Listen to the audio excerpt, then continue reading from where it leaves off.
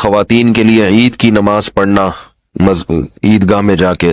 صحیح بخاری کی حدیث ہے کہ رسول اللہ صلی اللہ علیہ وسلم نے فرمایا کہ عورتوں کو بھی عیدگاہ میں لے کر آؤ، یہاں تک کہ وہ خواتین جو حالت حیض میں ہوں، جنہوں نے نماز نہیں پڑھنی، وہ بھی آئیں اور مسلمانوں کے ساتھ دعا میں شریک ہوں۔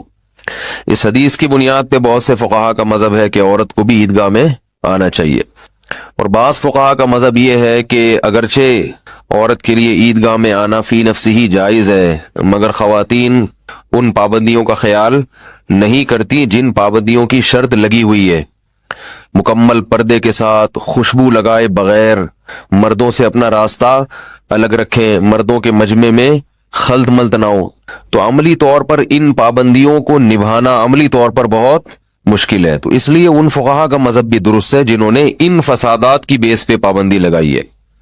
البتہ میری ایک ناقص رائے ہے، کوئی فتویٰ نہیں ہے، کہ اس زمانے میں جو فساد پھیلا ہے نا وہ بہت زیادہ پھیل چکا ہے، تو خواتین شاعر اسلام سے دور ہوتی چلی جا رہی ہیں۔ تو اگر اس زمانے میں خواتین کے لیے عیدگاہ میں الگ سے کوئی انتظام کر دیا جائے، بالکل تمبو لگا کے پردے کی پابندی کے ساتھ، تو میرا خیال ہے اس کی اجازت اس زمانے میں دینی چاہیے، کیونکہ شاعر اسلام سے کٹ کٹ کے بالکل مذہب سے دور ہوتی چلی جا رہی ہے۔ ٹی وی نے جو ہے نا گھروں میں گھس کے بہت ماحول خراب کر دیا ہے، تو ان کو بھی وہی حکمت جو نبی کے دور میں تھی کہ عورتیں مسجد میں آئیں یا ان عیدگاہ میں شریک ہوں، تو ایک مسلمانوں کا مجمع دیکھیں گی، ان کو بھی احساس ہوتا ہے کہ ہم بھی کیا ہیں، مسلمان ہیں، اور اس چیز میں مسلمانوں کے ساتھ شریک ہیں۔ تو یہ احساس جو ہے نا ان کو دین پر قائم رکھنے میں بہت مدد دیتا ہے۔ تو یہ ایک رائے ہے، اس میں بہرحال کوئی فتویٰ نہیں دے رہا میں۔ عید کی نمازیں ہونی تو چاہیے شہر میں، ایک یا دو ہو جائیں یا تین ہو جائیں یا چار ہو جائیں، ہر مسجد میں عید کی نماز ہو رہی ہے۔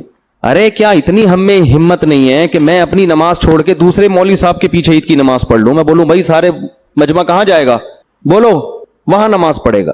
میں جب پنجاب میں تھا نا، میں نے 1 مہینے امامت کی، تو عید کا دن آنے والا تھا، تو انہوں نے مجھے کہا کہ مسجد کی انتظامیہ نے عید کی نماز کب ہوگی؟ میں نے کہا دیکھو تھوڑا سا ارلی جانب مسجد کے امام ہیں، وہ بھی عید کی نماز پڑھاتے ہیں، تو ہمیں کیا ضرورت ہے ہم یہاں عید کی نماز پڑھائیں؟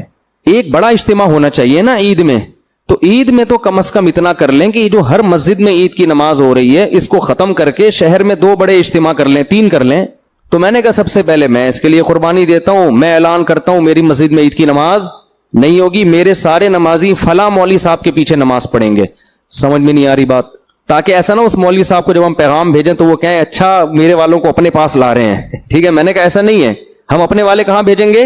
بولو ادھر بھیجیں گے، ایک نماز ہو، بڑا اجتماع ہو۔ لیکن کمیٹیاں نہیں مانتی۔ یہاں بھی میں نے شروع میں جب میں آیا تو اس کی کوشش کی کہ ہماری مسجد میں عید کی نماز بولو نہ ہو، بلکہ ہم کہیں تو حبیبیہ میں ہو جائے یا ادھر ہو جائے، ہم بھی وہیں جائیں گے، ایک بڑا اجتماع ہو، ایسی جگہ ہو جہاں کھلا میدان ہو۔ عید کی نماز تو مسجد میں ویسے ہی مکروہ ہے، نبی ہمیشہ میدان میں عید کی نماز پڑھتے تھے، مسجد میں عید کی نماز عذر سے پڑھی ہے، بارش وغیرہ کے عذر سے، ورنہ نہیں پڑھی۔ وجہ اس کی یہ ہے کہ عید کی نماز شاعر اسلام میں سے ہے، مسلمانوں کا بڑا دن ہے، تو اللہ کہتے ہیں ایسے کھلے میدان میں بڑے بڑے اجتماع کرو، پوری دنیا دیکھے کہ آج مسلمان کیسے اللہ کا شکر ادا کرتے ہیں، غیر مسلم بھی دیکھیں، اور ہم بند کمروں میں پڑھ رہے ہوتے ہیں۔ لیکن انتظامیہ کا کہنا یہ ہوتا ہے کہ چندہ نہیں ہوگا۔ کیا نہیں ہوگا؟ اگر ہم وہاں پڑھیں گے تو یہاں جو چندہ ہوتا تھا وہ بولو نہیں ہوگا، تو میں نہیں پڑھاؤں گا تو کسی دوسرے سے پڑھوا لیں گے، تو جو جب پڑھنی ہے تو پھر ہم ہی پڑھا دیں۔ کیا خیال ہے بھائی؟ یعنی وہ تو اجتماع تو ہو نہیں رہا نا۔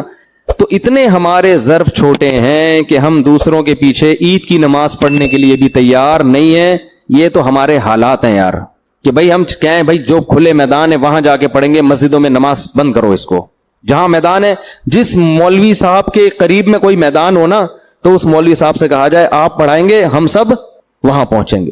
عید کی نماز میں بھی چھوٹے چھوٹے 4 آدمی بھی لے کے لوگ کھڑے ہوئے ہوتے ہیں، ٹھیک ہے نا؟ 4 آدمی، یہ کوئی عید کی نماز ہے؟ قندھار میں جب ادھر حکومت تھی افغان طالبان کی، تو پورے شہر میں ایک عید کی نماز ہوتی تھی، اور جو علماء گئے ہیں وہ بتاتے ہیں اتنا بڑا اجتماع ہوتا تھا، پھر اوپر سے نا وہ جیٹ طیارے بھی گھومتے تھے نماز، وہ اور اسلام کی ایک طاقت اور شوکت کو دکھایا جاتا تھا، اور جو ملک کا سربراہ ہے وہ آ کے عید کی نماز پڑھایا کرتا تھا۔ یہ ایک شاعر اسلام میں سے ہے۔ تو اتنے چھوٹے، ہر آدمی اخپل طریقے سے چھوٹے چھوٹے عید کے اجتماع کر رہا ہے کہ میرے نمازی وہاں نہ جائیں، ٹھیک ہے نا, چاروں بلے ان کو میں کھینچ کے رکھوں. اور یہ سارا سیٹ اپ چندوں کی وجہ سے ہوتا ہے. مسجدوں کے مصارف پورے نہیں ہوتے تو یہ حساب کتاب ہوتا ہے. ظاہر ہے چندہ ہوگا, چندہ نہیں, ورنہ چندہ نہیں ہوتا. بھائی یہ جو عید کی نماز ہے نا, اس کے بارے میں لوگ بہت پوچھ رہے ہیں کہ اگر گورنمنٹ کی طرف سے مسجدوں میں کراؤڈ پر پابندی ہو تو کیا ہم اخفل طریقے سے گھر میں عید کی نماز پڑھ سکتے ہیں؟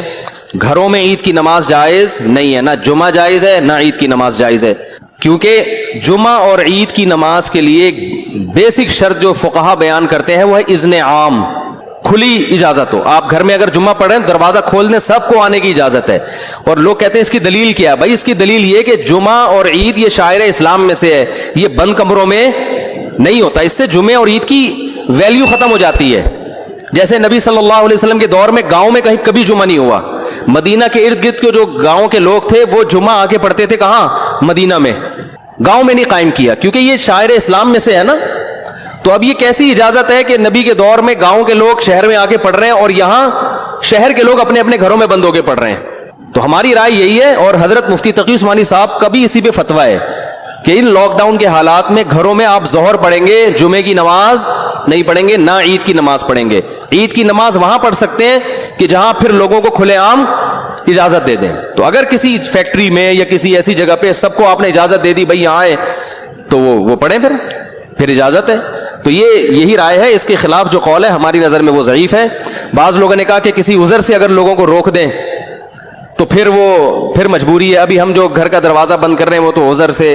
تو بھائی یہ جو فقہا نے کہا ہے نا کہ اذن عام کہ کھلی اجازت ہونی چاہیے, تو کھلی اجازت ختم تو جب ہی ہوگی نا جب کوئی عذر ہوگا. بلا عذر کون لوگوں کو نماز سے روکے گا؟ تو فقہا کا مطلب یہی ہے کہ عذر ہو یا نہ ہو آپ نے لوگوں کو اجازت دینی ہے. یہ جمعے اور عیدین کی شرائط میں سے ہے. تو مسلم ملک کنٹری ہو یا غیر مسلم کنٹری, وہاں پر اس بات کا اہتمام کریں کہ عید کی اگر آپ کو اجازت ملتی ہے تو پھر تو ٹھیک ہے, نہیں ملتی تو گھروں میں پھر عید کی نماز نہیں ہوگی, نہ خطبہ ہوگا. اپنے کوئی نوافل پڑھنا چاہے تو پڑھ سکتا ہے, وہ عید نہیں کہلائے گا. اور کیونکہ ایک شرعی عذر ہے تو وہ اللہ معاف کرنے والا ہے, اور کیا ہے. باقی مسجدوں میں گورنمنٹ نے اگر اجازت دی ہے, بعض لوگ یہ اشکال کرتے ہیں کہ مسجد میں بھی تو ابھی جمعہ جو ہوتا رہا ہے اس میں کھلے عام اجازت نہیں ہے, وہ تو ایک پابندی ہے کہ اتنے لوگ آئیں گے, اس سے زیادہ نہیں آئیں گے. تو کیونکہ گورنمنٹ کا جب کوئی حکم آتا ہے نا تو شریعت پھر یہ کہتی ہے کہ جو اجتہادی اختلافات ہوتے ہیں حکومت کے آرڈر کے آگے وہ منسوخ ہو جاتے ہیں, یعنی منسوخ کی طرح ہو جاتے ہیں. منسوخ تو نہیں کہہ سکتے یہاں پہ, یعنی وہ کالعدم ہوتے ہیں. تو گورنمنٹ نے چونکہ مسجد میں نماز پڑھنے کی اجازت دی ہے, تو اگر اس میں اذن عام نہ بھی ہو تو حکومت کی پرمیشن کی وجہ سے وہ کیا ہو جائے گی؟ جائز ہو جائے گی. اس پہ تمام فقہا کا اتفاق ہے کہ اس طرح کی جتنی بھی شرطیں ہوتی ہیں وہ حکومت کے فیصلے کی وجہ سے کیا ہو جاتی ہیں؟ کالعدم. جیسے چاند کا مسئلہ ہے نا, چاند کا مسئلہ سعودی عرب میں کچھ اور ہے, ہمارے ہاں ان کا سسٹم ہی الگ ہے, ہمارا سسٹم بھی الگ ہے, ہم اس سسٹم کو نہیں مانتے. لیکن سعودی عرب میں جب ہم جائیں گے تو وہاں کی گورنمنٹ ہمارے سسٹم کے حساب سے فیصلہ نہیں کرتی, وہ اخفل طریقے سے کرتی ہے. تو جیسے بھی کرتی ہے لیکن سعودی حکومت میں وہ کیا ہو جائے گا؟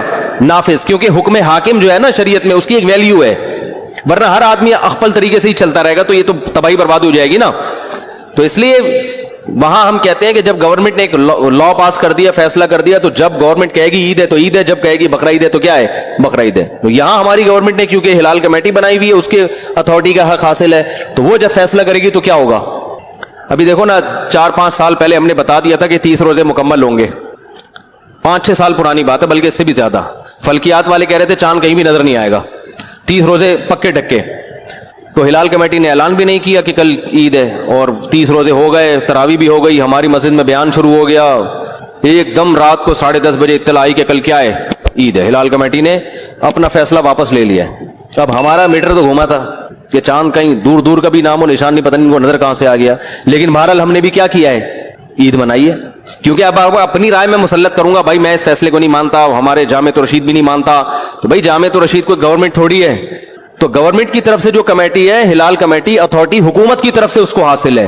تو جب حکومت کوئی فیصلہ کرتی ہے تو وہ فیصلہ آپ کی رائے پر مقدم ہوتا ہے. ہاں جب تک 100% شریعت کے خلاف نہ چلے. وہ گورنمنٹ اگر یہ فیصلہ کر دے کہ اس دفعہ عید سرے سے ہوگی نہیں ٹھیک ہے نا, رمضان ہی چلتا رہے گا, یا 30 کے بعد 31 روزے بھی ہوں گے, تو یہ 100% کیا ہے؟ غلط ہے. اس میں اختلاف رائے کی گنجائش ہے ہی نہیں. تو جو ایسا فیصلہ جس میں اختلاف رائے کی کوئی تک بنتا ہی نہیں ہے, گنجائش ہی نہیں ہے, وہاں یا گورنمنٹ شراب کو حلال کر دے, وہ تھوڑی ہوگا. اسی طرح گورنمنٹ نے جو 4 شادیوں پہ پابندی لگائی ہے, تو یہ پابندی شریعت میں کیا ہے؟ کالعدم ہے. آپ چھپ کے کر سکتے ہیں, چھپ کے نکاح کرو, تو یہ بالکل جائز ہے. تو یہ کیونکہ قرآن میں صاف لکھا ہوا ہے, تو یہ اختلافی مسئلہ تھوڑی ہے. وہ الگ بات ہے کہ اس کے بعد اختلافی مسائل ہی شروع ہوں گے. 4 شادیاں کرنا اسلام میں بالاتفاق جائز ہے, لیکن یہ ایسا اتفاق ہے کہ جیسے ہی کرو گے اختلافات شروع ہے. بعض اتفاقی مسائل میں اختلافات بہت ہیں. تو خیر, تو اس لیے وہ اذن حاکم کی وجہ سے اس کی مسجد میں اجازت ہے. تو گھروں میں اخفل طریقے سے نہ عید پڑھ سکتے ہیں اور نہ جمعہ. ایک آخری بات یہ کہ اگر کسی عالم کی رائے ہو کہ نہیں پڑھنی چاہیے, تو آپ اس کی رائے کو فالو کریں, مگر پھر تان و تشنی نہ کریں کہ کلپ بنا کے ادھر میرا کلپ لگا دیا, ادھر دوسرے مولانا صاحب کی یہ کچھ اور کہہ رہے ہیں, وہ کچھ اور کہہ رہے ہیں. اس سے پھڈے بازی کے علاوہ کچھ بھی حاصل نہیں ہوتا. بھائی ہمارے یہ دلائل ہیں, اور مفتی اعظم حضرت مفتی تقی عثمانی صاحب وہ بہت بڑے محقق ہیں, ان کی بھی یہ رائے ہے. تو دلائل کے ان کی تو ایک اور بھی دلیل انہوں نے دی ہے کہ اگر اس طرح سے لوگوں کو جمعے کی اور عید کی اجازت دے دی جائے تو جمعہ اور عید کی ویلیو لوگوں کی نظر میں ختم. آئندہ جب کراؤڈ پہ پابندی جب ہٹے گی نا, تو بھی جس کو جمعہ لیٹ ہو رہا ہوگا وہ کہ بیگم کو کہے گا, بیگم اپنے ماموں کو بلا لو, چچا کو بلا لو, ادھر ہی جمعہ پڑھ لیتے ہیں. اس کا یعنی سیاسی نقصان بھی ہے, سمجھ رہے ہیں نا. جمعہ پڑھنے میں ذرا تاخیر ہو رہی ہے, تو چلو یار ادھر 2-4 بچوں کو کھڑا کیا, خطبہ یاد کرنا کون سا مشکل ہے, دیکھ کے پڑھ لیں گے خطبہ. تو جمعے کی ویلیو بھی ختم ہو جائے گی اس سے, جو جمعے کا ایک بنیادی مقصد ہے کہ کراؤڈ ہو. ویسے ہی 1.5 اینٹ کی مسجدیں ہمارے ہاں ہول سیل کے حساب سے بن رہی ہیں. تو جب اس طرح ہر گھر میں شروع ہو جائے گا, تو وہ بھی ہوگا کہ یار آج تھوڑا لیٹ ہو گئے. شروع میں تو یہ ہوگا کہ آج تھوڑا لیٹ ہو گئے, تو ہم گھر میں ہی پڑھ لیں گے. اس کے بعد یہ ہوگا کہ لیٹ نہیں بھی ہو, تو ہم جب گھر میں ہو رہا ہے تو یہ مولانا صاحب کی تقریر جا کے کیوں سنیں, ان کے منہ سے خطبہ کیوں سنیں. ویسے بھی مولانا صاحب سے مسجد میں نمازیوں کو اختلافات تو ہوتے ہیں نا. ابھی تو مجبور ہیں کہ یار جیسے مرضی ہے جمعہ پڑھنا ہے, جا کے کیا کریں, بعد میں جا کے جو مرضی کر لیں. لیکن جب ذرا سے اختلاف ہوں گے, مولانا صاحب ہر جمعے میں 4 شادیوں پہ بات کرتے ہیں, لہذا ہم اپنا جمعہ الگ پڑھائیں گے, تو یہ شروع ہو جائے گا حساب کتاب. ٹھیک ہے نا, ذرا سے اختلاف پہ. ابھی پابندی ہے بھائی, نہیں ہو سکتا, جس نے آنا ہے مسجد آئے, نہیں تو بس ختم.